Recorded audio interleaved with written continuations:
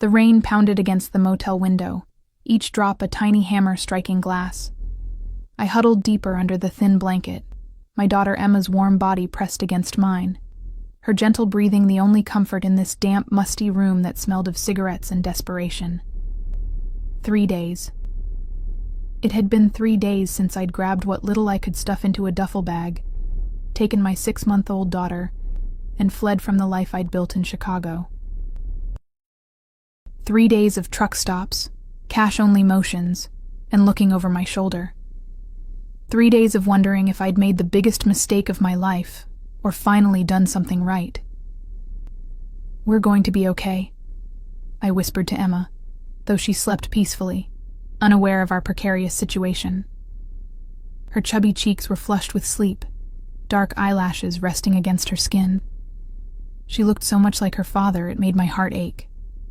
Not Daniel, the man who'd been in my life when I discovered I was pregnant. The man who'd abandoned us both when Emma was barely 2 months old, taking what little savings we had. No, Emma looked like the man whose name I didn't even know when we spent that single, reckless night together nearly 16 months ago. The night that changed everything. I shifted carefully, trying not to disturb Emma as I reached for my phone on the nightstand. Dead. The charger was in the car, and I couldn't bring myself to leave Emma alone even for the few minutes it would take to retrieve it. My paranoia had reached new heights since learning the truth about Emma's father. The truth that sent me running. My fingers traced the faded bruise on my forearm, a souvenir from Daniel's final rage before he vanished with our rent money. I'd thought that was rock bottom, being left alone with an infant, facing eviction, scrambling for extra shifts at the diner where I worked. Then came the dark sedan that began appearing outside our apartment building. The well-dressed men watching me as I hurried to and from work with Emma strapped to my chest, the envelope stuffed with cash that appeared in my mailbox with no note. It was Tanya from the diner who finally told me. Her voice hushed as she pulled me into the storage room during my shift. "That guy you hooked up with last year?" she'd said, eyes darting nervously. "The one who left you the big tip, Alessio Vitale. He runs half the city, Leia. The shipping, the clubs, She'd stopped, glancing around as if the walls themselves might be listening. "He's dangerous. And word is he's looking for you." I hadn't believed her at first. The man I remembered had been impeccably dressed. Yes, commanding in presence, certainly. But a mafia boss? It seemed absurd, like something from a movie. But the sedan kept appearing. The men in suits watched with increasing boldness. And then came the flowers. Expensive arrangements delivered to our apartment door with cards signed simply, A. The final straw was the photo that appeared in my locker at work, a picture of me holding Emma in the park across from our apartment, taken without my knowledge. On the back, handwritten in elegant script, "She has my eyes." I'd thrown up in the employee bathroom, then called in sick for the remainder of my shift. By nightfall, Emma and I were in a rental car headed south, paid for with the mysterious cash I'd been too afraid to use until that moment. Lightning flashed outside the motel window, illuminating the parking lot. For a split second, I thought I saw a black sedan, and my heart nearly stopped. But the following thunder revealed only an empty lot, rain creating small rivers between the faded parking lines. My stomach growled, reminding me I'd eaten nothing but vending machine snacks since morning.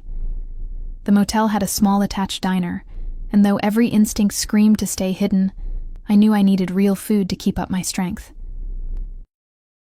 For Emma, for our escape. I dressed quickly in the bathroom, splashing cold water on my face and staring at my reflection. Dark circles underlined my hazel eyes. My once vibrant auburn hair hung limp and dull. I looked exactly like what I was. A woman on the run. After changing Emma's diaper and bundling her into a warm onesie, I strapped her to my chest in the baby carrier, threw a light jacket over both of us, and stepped outside. The diner was only 20 steps from our room, but the rain soaked through my jacket almost instantly. I hurried, keeping my head down, shoulders hunched against the downpour. The diner was nearly empty, an older couple in one booth, a truck driver at the counter. The waitress, a woman in her 50s with kind eyes and hair pulled into a practical bun, smiled as I slid into a booth far from the windows. "Nasty night to be out with a little one," she commented, placing a menu before me. I nodded, not meeting her eyes. Just passing through. She seemed to sense my reluctance to talk and simply asked, "Coffee?" "Please. And some hot water for a bottle if possible." When she returned with my coffee, I ordered the cheapest thing on the menu, a grilled cheese sandwich and tomato soup. As I fed Emma, who had awakened hungry and fussy, the bell above the diner door chimed. I didn't look up. Didn't need to. The atmosphere in the diner shifted instantly, like the air pressure dropping before a storm. Conversations stilled. Even the sounds from the kitchen seemed to quiet. The hair on my arms rose as footsteps approached, measured, unhurried steps that somehow filled the space with tension. A scent reached me, subtle but distinctive, expensive cologne with notes of cedar and something spicy. Familiar. My hands began to tremble so badly I had to set down Emma's bottle. "Leah." His voice was exactly as I remembered it, deep, slightly accented, somehow both gentle and commanding. A voice that had whispered heated words against my skin 16 months ago. I raised my eyes slowly, knowing and dreading what I would see. He stood at the edge of my table, not sitting, not touching anything. Just standing there in a perfectly tailored black coat, droplets of rain beating on the wool before falling to the linoleum floor. His dark hair was damp, curling slightly at the temples. His face, that handsome, dangerous face with its sharp cheekbones and strong jaw, was composed, revealing nothing. But his eyes. Those intense dark eyes were fixed on Emma, studying her with such naked emotion it made my breath catch. "You shouldn't have run," he said quietly. Behind him stood 2 men, positioned near the door, their stances alert, hands concealed inside their jackets. The waitress had disappeared. The other patrons seemed to be finding reasons to leave. "How did you find me?" My voice emerged as a whisper. Alessio Vitale, the man whose child I carried, whose world I'd unwittingly entered, finally looked directly at me. "You cannot hide what belongs to me, Leah." My arms tightened protectively around Emma. "We don't belong to anyone." Something flickered in his expression. Amusement, perhaps, or disbelief. "The child in your arms says otherwise." He slid into the booth across from me, his movements fluid and controlled. Up close, I could see the fatigue in his face, the slight redness in his eyes. He'd been searching, probably hadn't slept. "You and the child are mine," he spoke softly, but each word landed like a stone. "This foolish running ends now." My heart hammered against my ribs. Emma squirmed against me, sensing my distress. "I didn't know who you were," I said, fighting to keep my voice steady. "When I found out, you panicked." He finished for me, a hint of disappointment in his tone. "You believed rumors and fled rather than coming to me directly." "Coming to you?" I hissed, leaning forward. "I don't even know you." "One night, Alessio.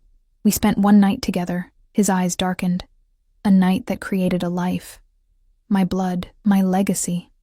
His gaze returned to Emma, who had turned her head at the sound of his voice. Their eyes met.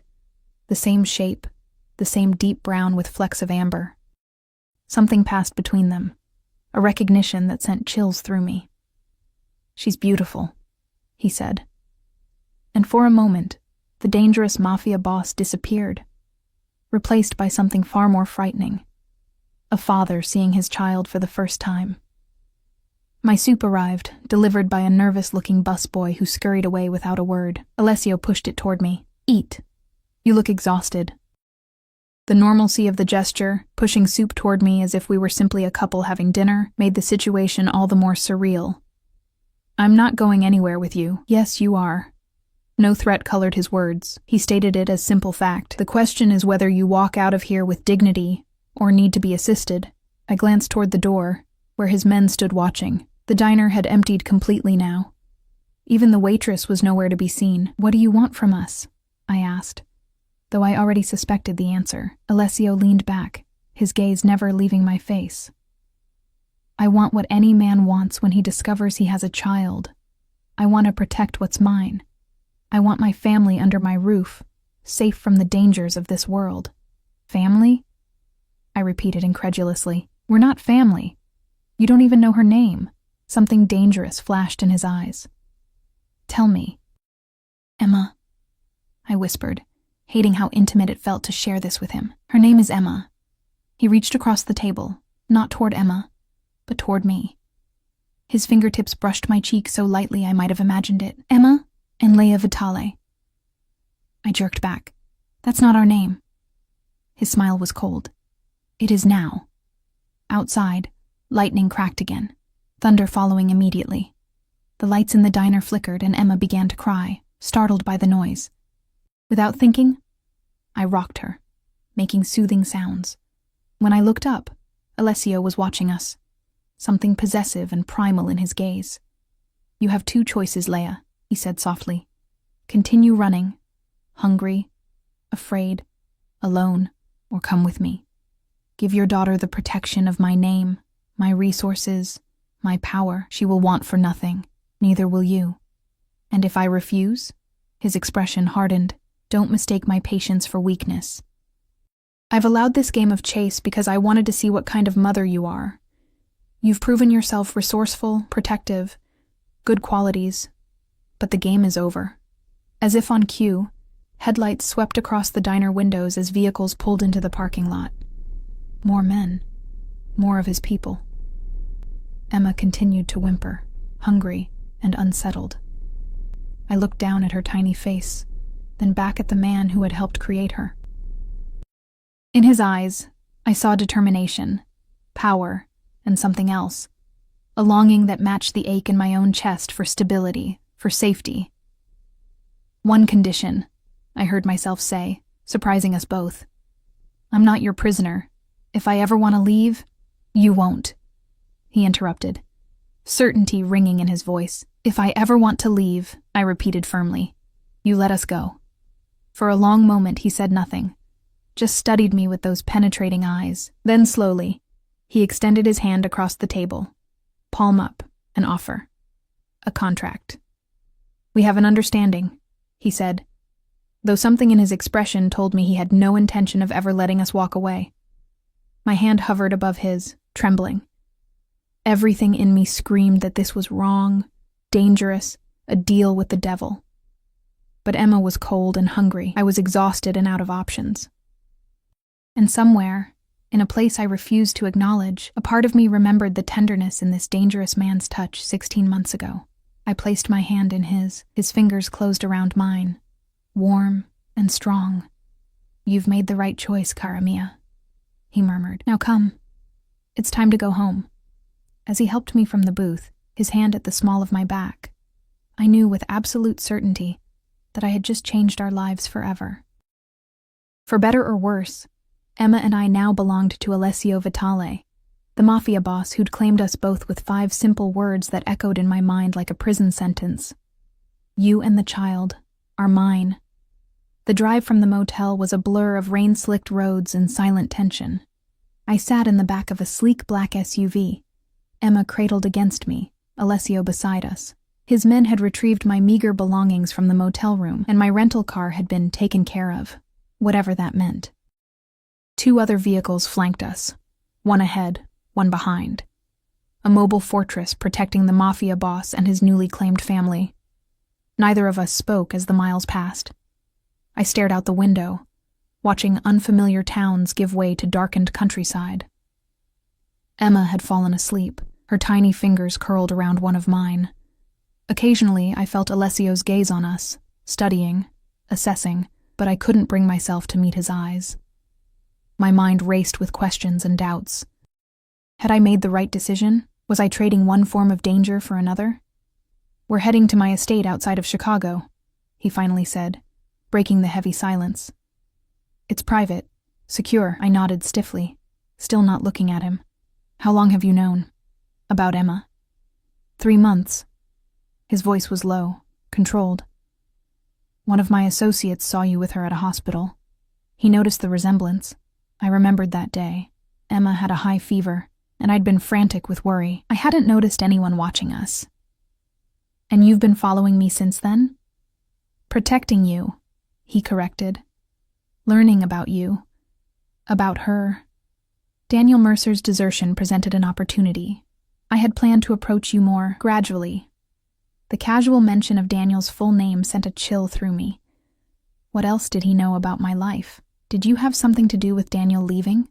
I asked, suddenly suspicious. Alessio's lips curved into a cold smile that didn't reach his eyes. Would it trouble you if I did? The man stole from you, left you and a child he believed was his, to struggle alone. I turned away, unwilling to admit that he had a point. That doesn't answer my question. I suggested he might find opportunities elsewhere, Alessio replied after a pause, and provided incentive for him to pursue them immediately. The clinical way he described what was almost certainly a threat made my stomach turn. Yet a traitorous part of me felt vindicated. Daniel had abandoned us without a backward glance, leaving me to face eviction notices and empty cupboards.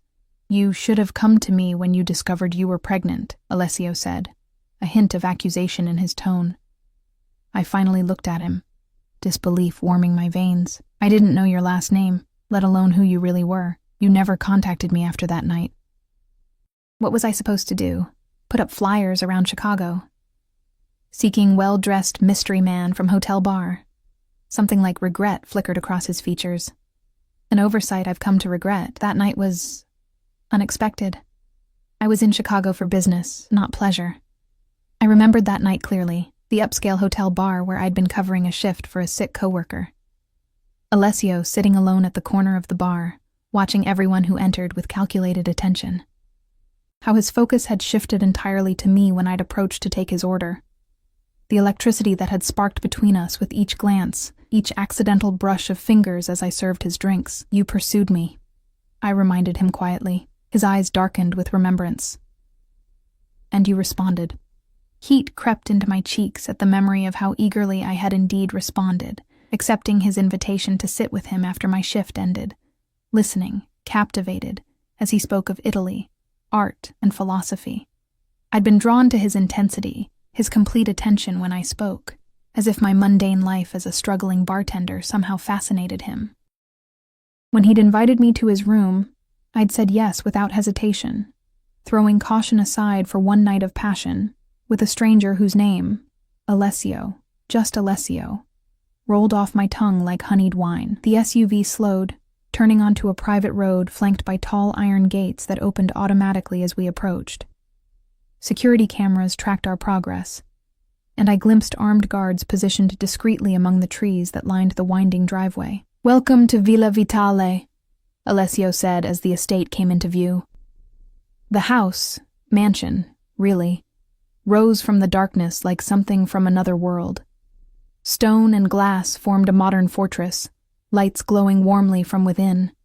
Fountains adorned the circular driveway, and manicured gardens stretched into the shadows. It was beautiful, imposing, and utterly alien to my experience. This is where you live? My voice sounded small, even to my own ears. This is where we live now, he corrected. The SUV came to a stop at the front entrance. Before the driver could exit, Alessio was opening his own door and coming around to my side, an unexpected courtesy that caught me off guard. He offered his hand, and I took it hesitantly, clutching Emma to my chest with my other arm as I stepped out. The rain had stopped, leaving behind a heavy mist that clung to everything. The air smelled clean, earthy. So different from the city smog I was accustomed to. Under different circumstances, I might have found it peaceful. Alessio's hand remained at the small of my back as he guided us inside. The entryway opened into a soaring foyer with marble floors and a sweeping staircase. Art that looked museum-worthy adorned the walls, and crystal chandeliers cast warm light over everything. A woman appeared, older, with silver-streaked dark hair, and a stern expression that softened when she saw Emma. Sophia, Alessio addressed her, prepare the East Wing suite and bring whatever is needed for the baby. Sophia nodded, her curious eyes taking in every detail of my disheveled appearance before she disappeared down a hallway. My housekeeper, Alessio explained. She's been with my family since I was a child. You can trust her. Trust. The word hung between us, weighted with implication. I didn't trust anyone in this strange new world, least of all the dangerous man beside me. I'd like to feed Emma and put her down, I said, needing a moment to collect myself, to process the dramatic turn my life had taken in the span of hours. Of course. He gestured toward the staircase. I'll show you to your rooms. The suite was larger than the entire apartment Emma and I had shared in Chicago. A luxurious bedroom opened into a sitting area with a fireplace already lit against the evening chill. Beyond that, a bathroom with a tub I could have swum in. Most surprising was the adjoining nursery, fully furnished with a cherrywood crib, changing table, and rocking chair. "You've been planning this," I realized aloud, taking in the brand new baby items still tagged with expensive boutique labels. Alessio stood in the doorway watching me. "I told you. I protect what's mine." The possessiveness in his tone sent conflicting emotions through me. Outrage at being considered a possession, yet a treacherous sense of security I hadn't felt in months. "I need to feed her," I said again, needing him to leave. He nodded, lingering just a moment longer. "Sophia will bring you dinner. Rest tonight. Tomorrow we'll discuss arrangements." "Arrangements?" I echoed. "For your new life here." His tone suggested this was non-negotiable. "Good night, Leah." After he left, I sank onto the edge of the enormous bed, still cradling Emma, who had begun to stir.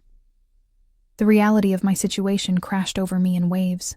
I was now living in the home of a Mafia boss who believed he owned us. A man whose business I knew nothing about, except that it was dangerous and likely illegal. A man who had tracked me down with terrifying efficiency. A man who was Emma's father. I looked down at my daughter's face, at the features that echoed Alessio's. She deserved more than the struggling existence I'd been providing. Here, she would have safety, comfort, opportunities I could never give her on my own. But at what cost? True to Alessio's word, Sophia appeared with a tray of food, a bowl of pasta that smelled divine, fresh bread, a glass of wine I wouldn't touch. She also brought baby formula, diapers, and soft new clothes for Emma. "The Signore has waited for this day," she said, her Italian accent thick as she placed the tray on a side table. "To have his child home." I looked up sharply. "Did he tell you that?" Sophia's smile was knowing. "He didn't need to. I raised him from a boy. I know when Alessio Vitale wants something." She touched Emma's cheek gently. "She has his eyes, his mother's chin."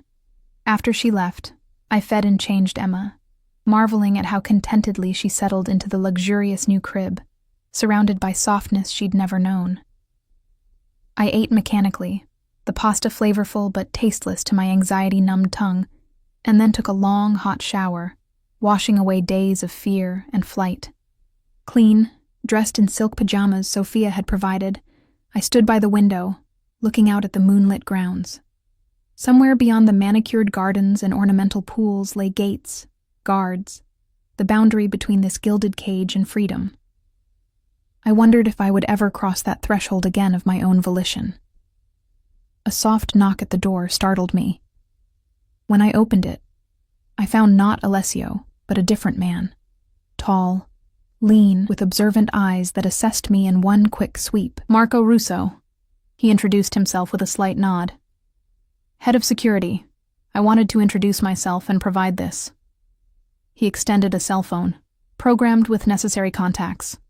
"My number is first on the list, should you need anything." I took it hesitantly. "Does it track my location?" The corner of his mouth lifted slightly. "Of course it does, Ms. Morrison. But that's primarily for your protection."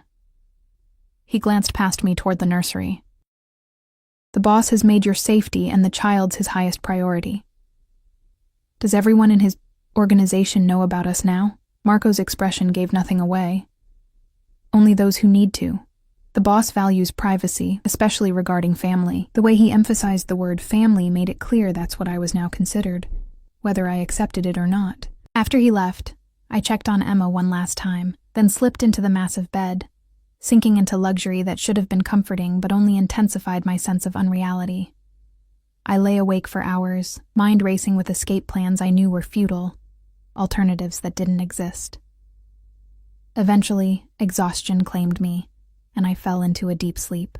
I woke to sunlight streaming through windows whose curtains I'd forgotten to close and the unfamiliar sound of Emma cooing contentedly, rather than crying for her morning bottle. Disoriented, I sat up quickly, memories of the previous day flooding back. Emma wasn't in her crib. Panic surged through me as I rushed to the nursery, heart pounding, only to stop short at the threshold. Alessio sat in the rocking chair, Emma in his arms. He was speaking to her softly in Italian, his voice gentle in a way I hadn't heard before. Emma gazed up at him, utterly fascinated by this new person, her tiny hand wrapped around his finger. Father and daughter, meeting properly for the first time. I must have made some sound, because Alessio looked up, his expression unguarded for a brief moment, before his usual composure returned. She was awake, he said, as if I had demanded an explanation. Sophia heard her on the monitor and came for me. I approached cautiously, unsure of my place in this tableau. She usually cries in the morning. She didn't cry, he replied, a hint of pride in his voice. She just looked around, curious. The tenderness in his interaction with Emma caught me off guard. This was the same man who had tracked us across states, who commanded fear with his mere presence, who ran a criminal empire. Yet here he sat, completely enraptured by a 6-month-old girl who shared his blood. May I? I held out my arms, needing to reassure myself she was real. Safe. Alessio passed her to me carefully, his fingers brushing against mine in the exchange. She's perfect, he said, watching as I settled her against my shoulder. You've done well with her, Leah, despite difficult circumstances.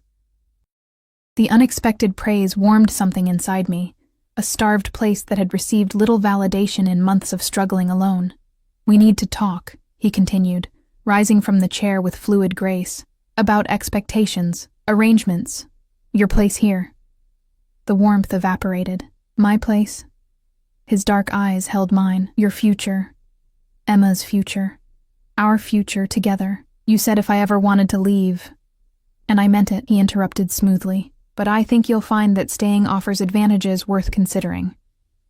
Come downstairs when you're ready. We'll have breakfast. After he left, I changed and fed Emma, dressing her in one of the new outfits Sophia had brought, a soft pink romper that probably cost more than a week's worth of my former salary. I chose simple jeans and a sweater for myself from the closet, which I discovered was filled with new clothing in exactly my size.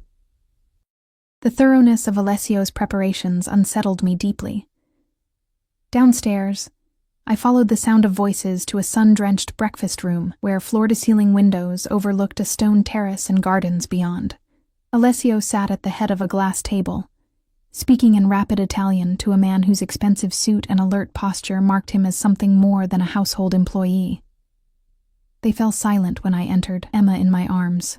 Buongiorno, Alessio said, rising. He gestured to the man beside him. Leah, this is Vito Calabresi, my consigliere. The older man, Vito, studied me with undisguised curiosity. So this is the mother of the Vitale heir. His accent was thicker than Alessio's, his tone neutral but assessing. Bentornata a casa, signora. Welcome home, he'd said, as if I belonged here, as if this grand estate with its guards and gates were anything but a beautiful prison. Please sit. Alessio indicated the chair to his right. A high chair had been placed beside it, new, expensive, with Emma's name engraved on a silver plate at the back. Another sign of how thoroughly my daughter was being claimed by the Vitale legacy. I settled Emma into the high chair, acutely aware of both men watching our every movement. Sophia appeared with coffee, fresh fruit, and pastries still warm from the oven. The domesticity of the scene felt surreal against the backdrop of my circumstances. Vito excused himself shortly after, with a respectful nod to Alessio and another calculating glance at me and Emma. When we were alone, I finally asked the question that had kept me awake much of the night. What exactly do you want from me, Alessio? He took a slow sip of his coffee, considering me over the rim of the cup. Directness. I appreciate that quality in you. Setting the cup down, he continued. What I want is simple. I want my daughter raised in my home with all the benefits of my name and protection. I want her to know her heritage, her family. And my role in this arrangement, I pressed. You are her mother, he replied, as if it were obvious. Your role is to care for her, nurture her, and gradually adapt to your new position in my household. As what? Your prisoner? Your employee? Something dangerous flashed in his eyes. As my partner in raising our child, as the mother of the Vitale heir, he leaned forward slightly. Make no mistake, Leah. In my world, That position carries significant status and privilege. I laughed, a hollow sound. I didn't ask for status or privilege. I was managing on my own. Were you? His tone was skeptical. Working double shifts at that diner? Living in an apartment with faulty wiring and black mold in the bathroom? One illness away from financial ruin? He shook his head. That's not the life my daughter deserves. Nor is it the life I want for her mother. The accuracy of his assessment stung. He'd clearly had me investigated thoroughly. Here, he continued, gesturing to encompass the estate. Emma will have the finest education, culture, opportunities. She will want for nothing. Neither will you. In exchange for what? I challenged. There's always a price. Alessio's expression softened fractionally. In exchange for allowing me to be her father. For becoming part of my family. He paused, studying my face. And eventually, perhaps, for becoming my wife. In more than name only. The coffee I'd just swallowed threatened to come back up. Your wife? We barely know each other. A situation easily remedied with time, he replied calmly. We share a child, Leah. In my family, that means something sacred. Marriage would legitimize Emma fully and cement your position. I'm not a possession to be positioned, I snapped, anger finally breaking through my fear. And I didn't agree to any of this when I got into your car last night. I agreed not to run, that's all. Rather than anger, my outburst seemed to please him. He smiled.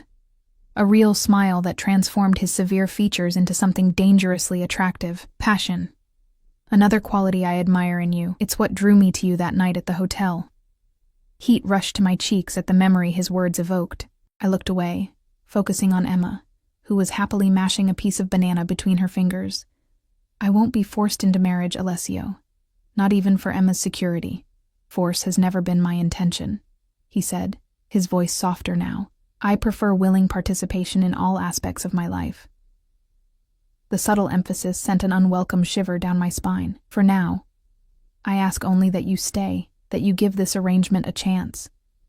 Get to know me as Emma's father. Let me prove that I can be what both of you need. His reasonable tone, the absence of threats or demands, made it harder to maintain my defensive anger. And if I still want to leave after getting to know you, then you may go, as we agreed. His expression remained unreadable. Though I think you'll find that difficult once you see what life here can offer. After breakfast, Alessio gave me a tour of the estate, or rather, the parts of it he deemed appropriate for me to see. The main house was even larger than I'd initially realized, with multiple wings, a library filled with rare books, a music room containing a grand piano, formal and informal living areas, and an indoor pool housed in a glass conservatory. The west wing contains my offices, he explained, as we passed a corridor guarded by two men, who nodded respectfully as we passed. That area is off limits, unless I invite you specifically. I understood the unspoken message. His business dealings would remain separate from our domestic arrangement. In some ways, it was a relief. The less I knew about his criminal activities, the better. The grounds were equally impressive. Manicured gardens, a stable with sleek thoroughbreds, tennis courts, and a guest house larger than any home I'd ever lived in. Throughout the tour, Alessio remained close beside me, occasionally placing his hand at the small of my back to guide me, each touch a subtle reminder of his claim. Emma, strapped to my chest in the baby carrier, seemed to enjoy the excursion, her eyes wide as she took in the new surroundings, occasionally reaching out toward colorful flowers or interesting textures. She's curious, Alessio observed, pleasure evident in his voice when Emma grabbed for a bright bloom. Intelligent. She takes everything in. She's always been like that, I said, unable to keep the pride from my own tone. Even as a newborn, she seemed to be studying the world, like her father, he murmured, reaching out to stroke Emma's cheek with a gentleness that continued to surprise me. The tender moment was interrupted by the appearance of Marco, the security chief I'd met the previous night, approaching with purposeful strides. "Scusi, boss," he said, his expression professionally blank. "That matter we discussed requires your attention." Alessio's demeanor shifted instantly, warmth replaced by cold authority. "I'll be there momentarily." To me, he added, "Duty calls. Sophia will help you with anything you need. We'll continue our conversation at dinner." As he walked away with Marco, I caught fragments of their low conversation. Something about a shipment and missing product. A reminder of exactly who I was dealing with. Left to my own devices, I returned to the house, wandering the permitted areas with Emma. In the library, I discovered a children's section with books in multiple languages. In the casual family room, I found a playpen stocked with age-appropriate toys. Even the pool area had a specially designed infant float chair. Every space had been prepared for Emma's arrival. For our arrival. "He's been planning this for weeks," I murmured to Emma, who babbled happily as she examined a colorful stuffed elephant that had been placed in the playpen. "Months, actually." Sophia's voice came from the doorway, startling me. She entered with a tray of tea and small sandwiches. When he first learned about the bambina, he was transformed. I accepted the tea she offered, curiosity overcoming my wariness. "What do you mean?" Sophia settled into an armchair, her efficient movements betraying years of practiced service. Signor Vitale has always been serious, responsible, dedicated to family business, family honor. But something was missing. She made a gesture toward her chest. Heart, joy. Then came news of the child, his child, and everything changed. "He sent men to watch us," I said, still unable to reconcile the tenderness Alessio showed Emma with the calculated surveillance he'd ordered. "To protect you," Sophia corrected firmly. "Chicago is not always safe, especially for the mother of a Vitale." I didn't know who he was then. I didn't know Emma was his. Sophia's expression softened, but he knew. And in our world, in his position, knowledge brings responsibility. She glanced toward Emma, who had dozed off clutching the elephant. "The Signore has enemies. Many would use his child, or his child's mother, to hurt him." A chill ran through me at her matter-of-fact tone. "Is that why we're here? Because it's too dangerous for us to be anywhere else?" "You are here because you belong here," she replied simply. "With him. As a family." The conviction in her voice unsettled me.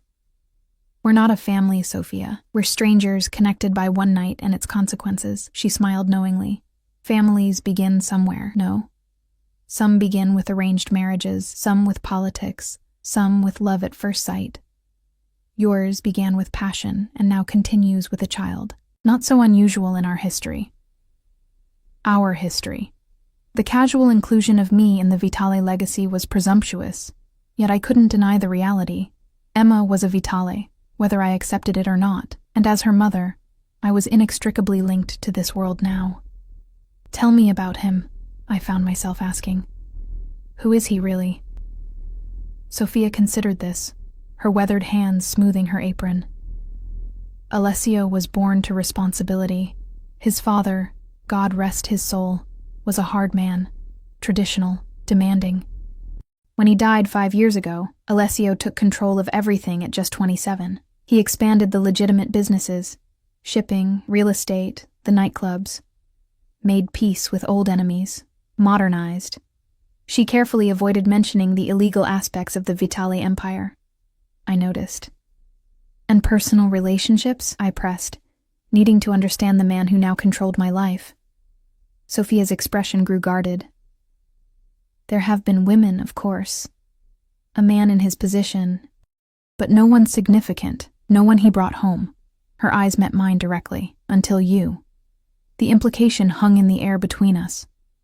According to Sophia, I was the first woman Alessio had deemed important enough to bring into his private sanctuary. The thought should have flattered me, perhaps. But it only intensified my unease. What did he really want from me? A convenient mother for his heir, or something more? The day passed slowly as I adjusted to my new surroundings. I spent time with Emma in the various spaces prepared for her, marveling at the thoughtfulness of the arrangements while simultaneously resenting the presumption behind them. Sophia brought lunch, offered assistance with Emma, and generally played the role of helpful grandmother figure, a role I sensed she had embraced wholeheartedly. By evening, Emma was fussy, overwhelmed by the day's changes. I was bathing her in the luxurious nursery bathroom when Alessio appeared in the doorway, his imposing frame filling the space. "I've been called away on business," he announced, watching as I cradled Emma in a towel softer than any I'd ever owned. I'll be gone overnight. I tried to hide my relief at the prospect of a night without his overwhelming presence. I see. He approached, kneeling beside the bath to be at eye level with me. Marco and his team will remain on the property. You'll be perfectly safe. His tone made it clear this was also a warning. I was still being watched. Escape still impossible. I understand, I said quietly, focusing on drying Emma rather than meeting his intense gaze. Do you? His hand reached out, gently tilting my chin up until I was forced to look at him. I want you to be comfortable here, Leah. To feel at home. But don't mistake my consideration for weakness. I never would, I replied, the heat of his fingers against my skin sending unwelcome warmth through my veins. Something shifted in his expression. Satisfaction, perhaps, at my acknowledgement of his power. Good. His eyes moved to Emma, who was watching him with curious eyes. May I? I hesitated, then nodded, allowing him to take her. He cradled her with surprising confidence, speaking soft Italian words as he carried her to the changing table. I watched in silent amazement as the dangerous Mafia boss competently diapered and dressed his daughter in pajamas, handling her with a tenderness that contradicted everything I thought I knew about him. You've done this before, I observed. I have nieces, nephews, he replied without looking up. Family is everything to me, Leah, remember that. After settling Emma in her crib, he turned to me, his expression serious. While I'm gone, consider the future I'm offering you both. A life of security, luxury, respect. Emma will be educated at the finest schools, travel the world, inherit a legacy. You will be treated as my equal partner, lacking for nothing. He stepped closer, his voice dropping. Think about what you left behind. The struggle, the uncertainty, the fear. Compare it to what you could have here. Before I could respond, he leaned in, his lips brushing against my cheek, in a gesture too intimate for our arrangement, yet too restrained for our history. Buonanotte, cara mia, he murmured, his breath warm against my skin. Then he was gone, leaving me standing in the nursery, my cheek burning where his lips had touched, my mind swirling with conflicting emotions, and the treacherous possibility that perhaps, just perhaps, he was right about the future he offered. Alessio's absence should have brought relief, but instead, the vast estate felt eerily quiet without his commanding presence. I spent that night and the following day exploring my gilded cage more thoroughly, pushing boundaries, testing limits. The security was seamless and ever-present. Guards patrolled the perimeter, cameras monitored the grounds. When I ventured too close to the front gates during a morning walk with Emma in a pram that probably cost more than my old car, Marco materialized beside me, offering a polite escort back toward the gardens. His message was clear without a single threat being uttered. I could roam within defined boundaries, but not beyond them. I learned more about the household too. Besides Sophia, there was a full staff. A chef who prepared meals that made my diner cooking look pitiful, groundskeepers who maintained the immaculate gardens, housekeepers who moved silently through rooms, keeping everything pristine. All regarded me with a mixture of curiosity and deference. To them, I wasn't a captive. I was the mother of the heir, deserving of respect. Signora, is there anything special you'd like prepared for dinner? The chef, Johnny, asked when I wandered into the kitchen that afternoon. He spoke as if I were the lady of the house, not a woman who had been brought here against her will just days ago. I'm not the signora, I corrected reflexively.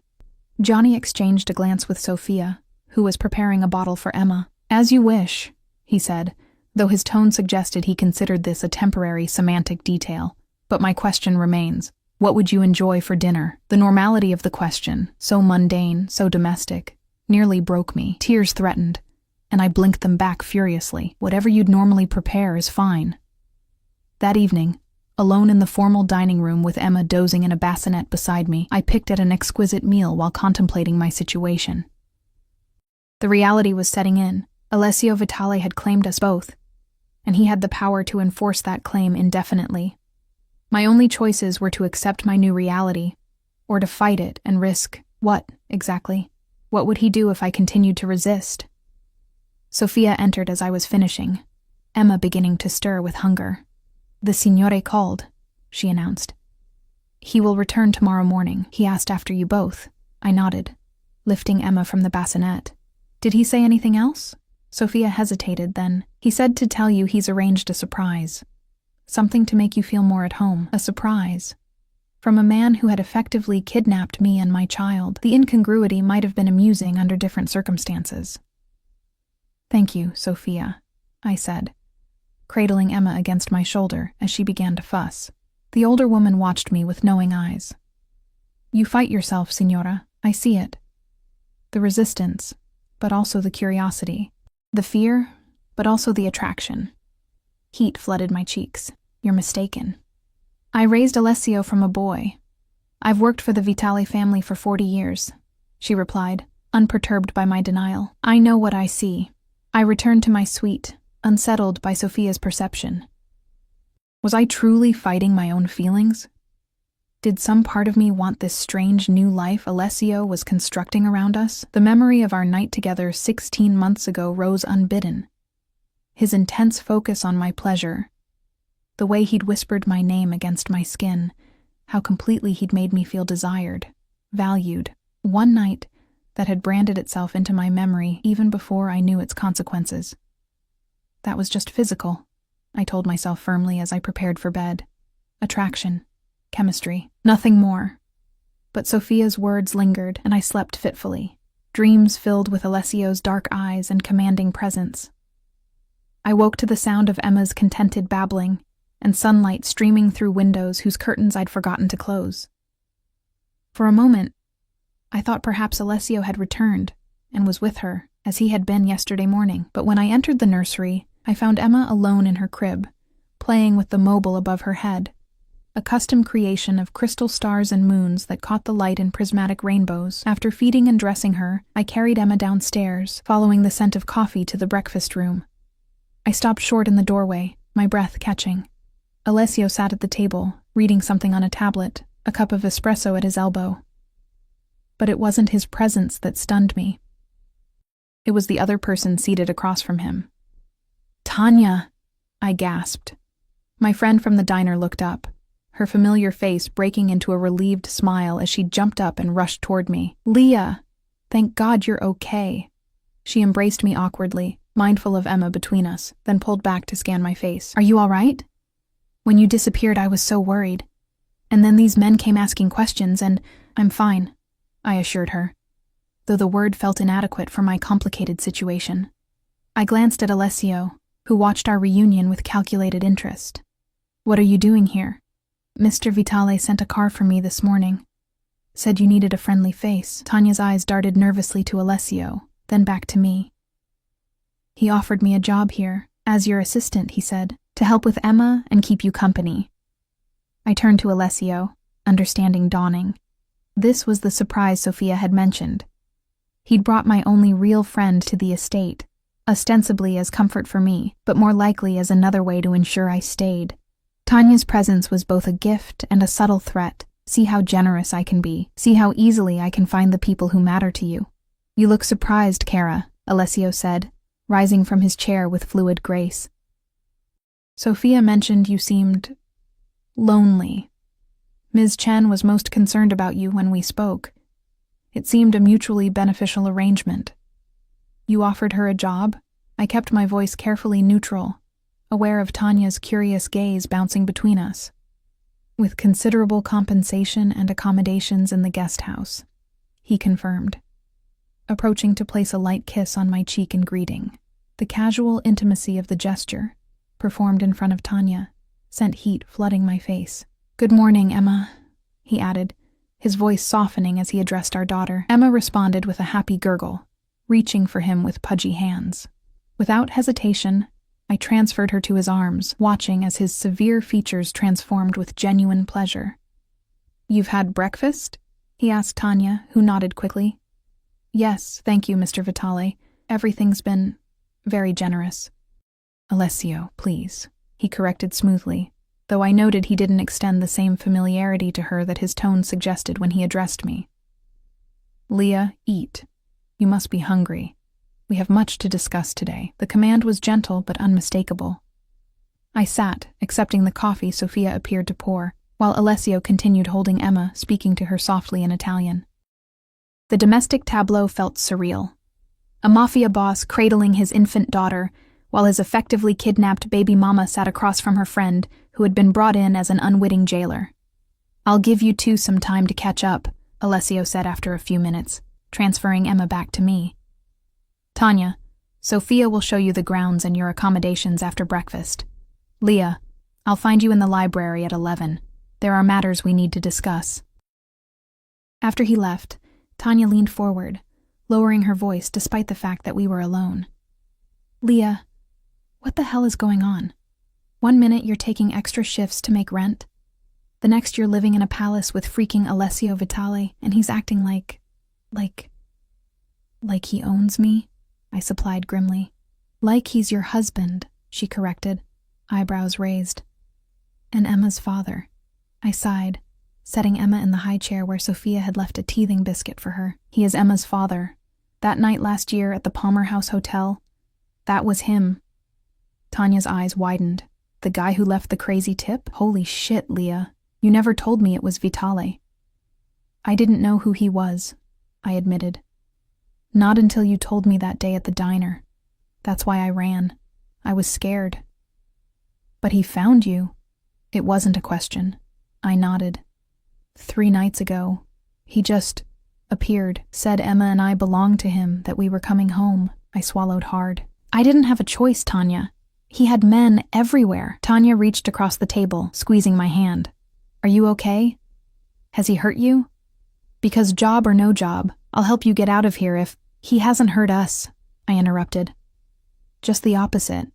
Everything here is perfect, designed for Emma's comfort and safety. He's attentive, generous." I hesitated, then admitted, "and terrifying. Because of who he is, what he does. Because of how completely he's taken over our lives," I replied. "He talks about me becoming his wife, about Emma inheriting his legacy. He's planned our entire future without consulting me." Tanya sat back, processing. "But he's not forcing you? Physically, I mean?" I shook my head. "No.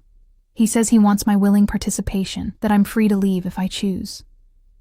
I laughed humorlessly, though every aspect of this place makes that practically impossible. "And do you want to leave?" Tanya asked carefully, studying my face. "Because I have to say, Leah, as prisons go, this one's pretty spectacular." The question caught me off guard. Did I want to leave?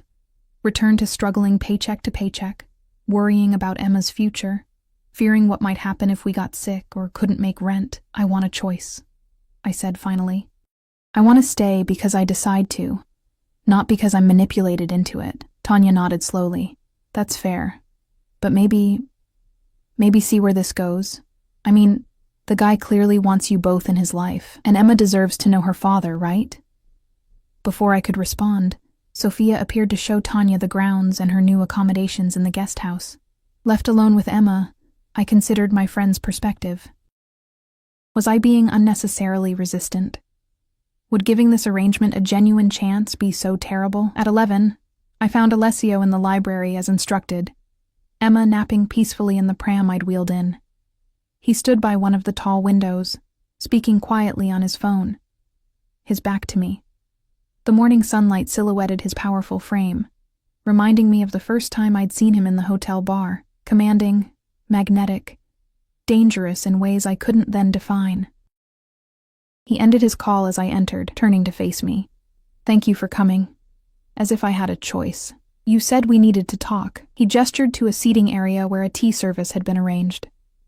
"Please." I settled into one of the leather armchairs, positioning the pram where I could see Emma. Alessio sat across from me, leaning forward with his elbows on his knees, hands clasped. The posture made him appear almost vulnerable, though I knew better. "I've been unfair to you," he began, surprising me. "Bringing you here as I did, expecting immediate adjustment. It was necessary, but not ideal." "Necessary?" I echoed. His expression hardened slightly. "Yes, necessary. Your flight put both you and Emma at risk. My enemies would consider you valuable leverage. So this is about protection? I challenged. Partly, he acknowledged. But not entirely. He paused, selecting his words carefully. That night we spent together, more than I expected. It affected me. When I learned about Emma, it felt like fate. Fate, I repeated skeptically. You tracked me across state lines because of fate? A hint of a smile touched his lips. I tracked you because you're the mother of my child. I brought you here because I want more. My pulse quickened. More what? More time. More chances to know you. More opportunities to see if what I felt that night could grow into something lasting. His dark eyes held mine, intense and unwavering. I want us to be a real family, Leah. Not one bound by obligation or fear, but by choice. By affection. The sincerity in his voice caught me off guard. You have a strange way of showing affection, Alessio. Most men don't essentially kidnap women they're interested in. He didn't flinch at the accusation. Most men don't live in my world, with my responsibilities, my enemies. I did what was necessary to ensure your safety, while creating an opportunity for us to truly know each other. And if I don't develop the feelings you want, I pressed, what then? Then you remain Emma's mother, protected and provided for, he replied steadily. My daughter will know her father. You will want for nothing, but the potential for more remains your choice. It was the most direct acknowledgement he'd given that my feelings mattered in his grand plan. A small concession, perhaps, but significant. So what? We date? While I live in your home, dependent on your generosity, surrounded by your security, I couldn't keep the skepticism from my voice. That's hardly a balanced relationship, Alessio. He considered this, then reached into his pocket, withdrawing a small leather portfolio which he placed on the table between us. Open it. Cautiously, I did as instructed. Inside was a bank card, documentation for an account, and what appeared to be the deed to a property. An account in your name only, he explained, with funds sufficient to support you and Emma comfortably for several years, should you choose to leave. And a house, also in your name, in a secure neighborhood close enough for regular visits with Emma, but separate from my immediate household. I stared at the documents, stunned. Why are you giving me this? To balance the scales, he replied simply. To give you a genuine choice. Stay because you want to, not because you must.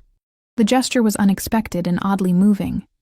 This doesn't change the fact that you brought us here by force. No, he agreed, that cannot be undone, but perhaps we can move forward differently. He leaned closer, his voice softening. Give me 6 months, Leah, 6 months to show you what life could be like for us. For you, me, and Emma, as a family. Get to know me beyond that one night, beyond my reputation. Then decide. And if I still want to leave after 6 months? Then you take the accounts, the property, and we arrange shared custody of Emma. His expression remained steady, though something flickered in his eyes. Determination, perhaps, or the certainty that I wouldn't choose to leave. It was a better offer than I had any right to expect. Financial security, independence, a chance to make a decision without duress. Why? I asked, genuinely puzzled by his approach. You could simply keep us here. Your security makes escape nearly impossible. Alessio's eyes darkened. I could. But what would that achieve? A resentful mother for my child? A woman who views me only as her jailer? He shook his head. That is not the family I want for Emma, or for myself. Emma stirred in the pram, making small waking noises. Alessio rose first, reaching her before I could, lifting her with practiced ease. The tenderness with which this dangerous man held our daughter continued to confound my expectations. 6 months, he said, cradling Emma as she blinked sleepily up at him. Give us that chance, Leah. Looking at them together, father and daughter, connected by blood and already forming a bond, I realized I was out of reasons to resist. Not when this arrangement offered Emma security and a relationship with her father. Not when financial independence was now within my grasp. 6 months, I agreed cautiously, starting today.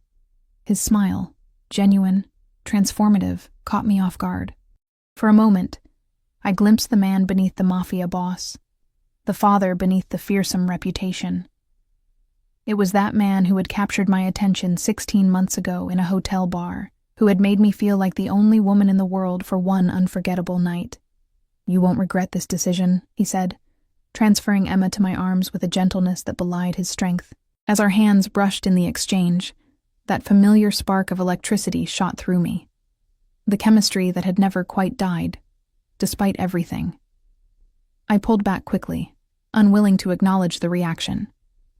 But Alessio noticed. Of course he noticed. His eyes darkened with satisfaction, and I realized that perhaps the most dangerous aspect of my 6-month agreement wasn't the Mafia boss who had claimed us. It was the treacherous part of me that still wanted him. The weeks that followed marked the strangest courtship imaginable. Alessio approached our agreement with the same intensity and focus he presumably applied to his business dealings.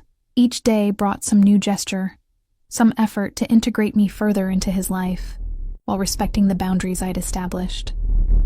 Mornings often found him with Emma, those precious early hours when she was most alert and curious. I would find them in the nursery or the gardens, Alessio speaking to her in both English and Italian, his deep voice gentle as he named objects, explained simple concepts, treated her 6-month-old responses as though they were profound observations. "She's learning 2 languages already," he explained when I questioned the practice. "Children's brains are remarkably adaptive. Bilingualism will come naturally to her." He was right, of course. By the time 2 months had passed, Emma clearly recognized certain words in both languages, turning her head when Alessio called bambina as readily as when I said sweetheart. Our daughter thrived in this environment of constant attention and stimulation. She began sitting unassisted, reached for toys with increasing coordination, and developed a belly laugh that could melt the stoniest heart. Even Marco, the ever-serious security chief, couldn't resist smiling when Emma giggled at his keys jingling. My own adjustment proved more complicated. The luxury surrounding me, the clothes, the food, the sheer ease of life without financial worry, was seductive. Having Tanya nearby helped enormously. Her presence provided normality, friendship, a connection to my life before. She had taken to her role with surprising enthusiasm, genuinely enjoying the work and the generous compensation. "It's like we're living in a movie," she confided one afternoon, as we watched Emma playing on a blanket in the garden. "A really weird, glamorous movie where my best friend is dating the most dangerous man in Chicago." "We're not dating," I corrected automatically, though the distinction felt increasingly semantic. Tanya rolled her eyes. "Right. He just brings you fresh flowers every week, takes you to private dinners on the terrace, and looks at you like he wants to devour you whole. Totally not dating." I flushed, unable to deny the accuracy of her description. Alessio had been methodical in his pursuit, arranging intimate dinners where conversation flowed more easily than I'd expected, organizing outings to art galleries and music performances in private boxes where security could be guaranteed. Each experience revealed new facets of the man behind the feared Mafia boss, his genuine appreciation for classical music, his surprisingly deep knowledge of Renaissance art, his dry wit that emerged when he felt comfortable. Most unsettling were the moments when conversation turned to Emma, to parenthood, to family. In those discussions, the walls between us thinned, our shared concern for our daughter creating common ground that was difficult to dismiss. "My father was present but absent," he told me during one such evening, a rare glimpse into his past, in the house, but unreachable. "I won't be that kind of father to Emma." "What kind will you be?" I'd asked, genuinely curious. His eyes, warm with candlelight and good wine, held mine. "The kind who sees her, who listens, who teaches her strength without cruelty, the kind who makes her feel safe enough to fly." He'd paused, adding softly, "With your help." These glimpses of vulnerability, of the man beneath the power and danger, were what I found most difficult to resist. That, and the undeniable physical attraction that had only intensified with proximity and time. Alessio never pushed physical intimacy, never attempted to recapture the passion of our first night together. His touch remained carefully appropriate. A hand at my back, guiding me through a doorway, fingers brushing as he handed me a glass of wine, occasionally a chaste kiss on my cheek in greeting or good night. But his restraint only heightened the tension between us, the unspoken awareness that one word from me would change everything. 3 months into our arrangement, I found myself genuinely smiling more often, relaxing into the rhythm of this strange new life. Emma had begun crawling, exploring her world with determined energy that required constant vigilance. Her first tooth had appeared, accompanied by nights of fussing that Alessio insisted on sharing, taking turns walking the floors with her so I could rest. "You don't have to do this," I'd told him one night, finding him in the nursery at 2 a.m., pacing with Emma against his shoulder. "I want to," he'd replied simply. In the dim nightlight, with his usual impeccable appearance softened by fatigue, he looked almost ordinary. Just a father comforting his child. Almost. The 4th month brought changes beyond our household.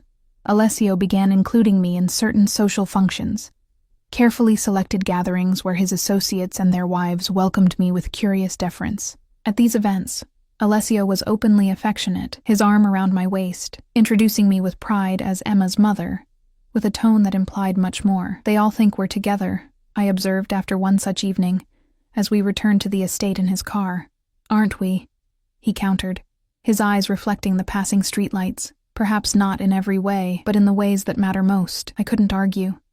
We shared a home, a child, increasingly a life. The only line remaining uncrossed was the physical one, and even that boundary had begun to feel arbitrary, a last stand of resistance that made less sense with each passing day. That night, standing outside my bedroom door after he'd walked me upstairs, something shifted. Perhaps it was the wine we'd shared, or the way the evening had flowed so naturally, or simply the culmination of 4 months of careful courtship. Whatever the cause, when he leaned in to place his customary goodnight kiss on my cheek, I turned my head slightly, meeting his lips with mine. The kiss began gently, a question more than a demand. But when my hands lifted to his chest, not to push him away, but to feel his heartbeat racing beneath my fingers, something unleashed in him. His arms encircled me, pulling me against him as the kiss deepened, became hungry, desperate with 4 months of restraint finally broken. When we separated, both breathing heavily, his eyes were dark with desire and something more complex. Triumph, relief, genuine emotion. "Leah," he murmured, his voice rougher than I'd ever heard it. I should have stepped back, should have maintained the boundary I'd held for so long. Instead, I reached for his hand and drew him into my room, closing the door behind us. That night echoed our first together, yet differed in fundamental ways. Where our initial encounter had been driven by immediate attraction between strangers, this one carried the weight of shared history, of our daughter sleeping peacefully down the hall, of 4 months of carefully building trust. His touch was both familiar and new, his whispered words in Italian and English washing over me as we rediscovered each other. Afterward, lying in his arms as moonlight filtered through the curtains, I finally asked the question that had lingered since the beginning. Why me? With all the women you could have chosen, why was I the one you couldn't let go? Alessio was quiet for a long moment, his fingers tracing patterns on my bare shoulder.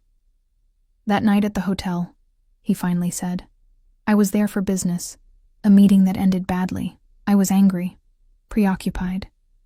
Then you appeared at my table, and everything else faded." His hand moved to my cheek, turning my face toward his. "You looked at me without fear, without agenda. You saw me, not my name, or my reputation, or my wealth, just me." "I didn't know who you were," I reminded him. "Exactly." His smile held a trace of sadness. "It was liberating.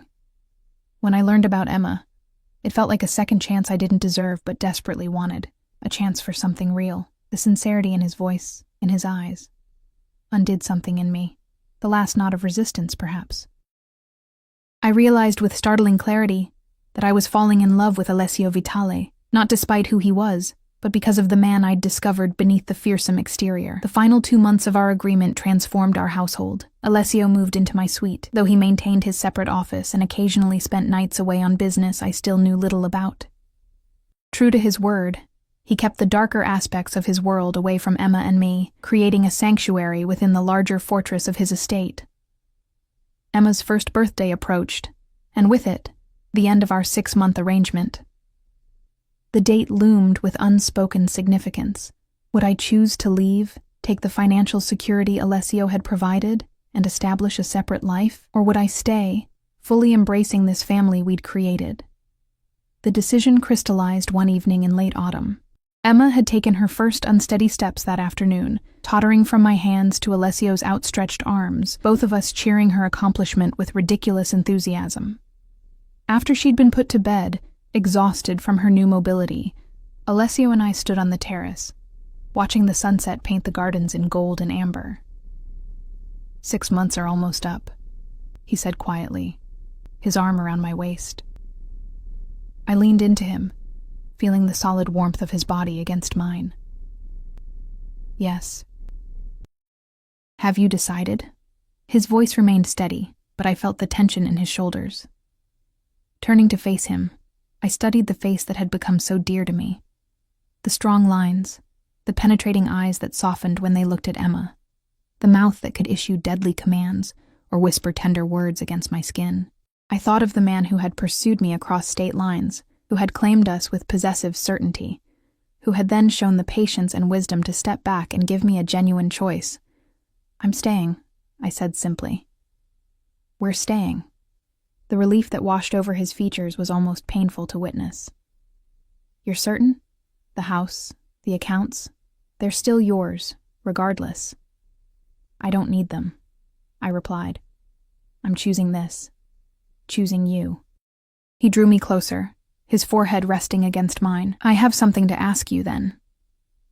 Before I could respond, he reached into his pocket and withdrew a small velvet box. Opening it revealed a ring of breathtaking beauty, a large oval diamond surrounded by smaller stones, set in platinum that caught the fading sunlight. This was my mother's, he said softly. Before her, my grandmother's. It belongs to the Vitale matriarch. His eyes held mine, more vulnerable than I'd ever seen them. Will you wear it, Leah? Will you be my wife? Not in name only, but in truth. Will you help me raise our daughter, build our family, create something lasting? The ring glittered between us, heavy with history and meaning. I thought of the journey that had brought us here, from a chance meeting in a hotel bar to a night that created Emma, from fear and flight to this moment of choice. In accepting, I would be embracing not just Alessio, but his world, his legacy, his name. Yes, I whispered, surprising myself with the certainty I felt. Yes, I will. As he slipped the ring onto my finger, a perfect fit, as if it had been made for me, Alessio smiled with a joy so pure it transformed him. Ti amo, cara mia, he murmured, the words sincere and powerful. From that first night, in ways I never expected. I have loved you. I love you too, I replied, realizing the truth of it in my bones. Despite everything, because of everything. 6 months earlier, I had fled in terror from this man, taking our daughter to escape what I perceived as a threat. Now I stood willingly in his arms, having discovered that what I had feared most had become what I wanted most, a family, a future, a love that had begun in the most unlikely circumstances. Emma's cry through the baby monitor interrupted the moment, making us both laugh softly. Together? Alessio asked, taking my hand, the diamonds of my new ring catching the last rays of sunset. Together, I agreed, following him inside to our daughter.